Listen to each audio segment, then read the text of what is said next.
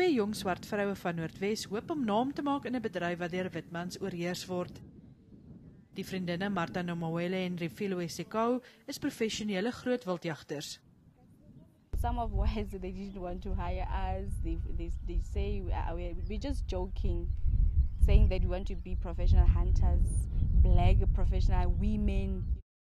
Nadat hulle 'n paar maande lank werkloos was, het die twee vroue 'n leerlingskap by die departement van omgewingsake gevolg. Dit het hulle die moed gegee om hulle eie sakeonderneming te begin. So we would like to invite young women to come and hunt with us, to teach them, take them through step by steps, tell them what is hunting and what does it takes to be a professional hunter.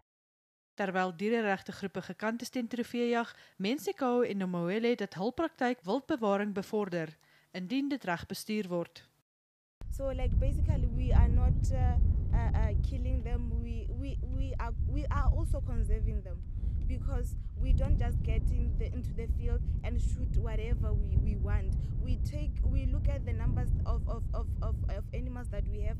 We can't get into the field and there's one eland. We can't give it two eland. Die jagbedryf gee die ekonomie jaarlikse inspuiting van meer as 6 miljard rand.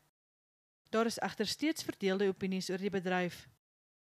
Sommige lande soos die VSA het die invoer van leeutrofee verban. Esekau en Nomawele glo egter dat dit die jagbedryf tot voordeel sal strek, indien wanopvattings en onwettige jag aan bande gelê word.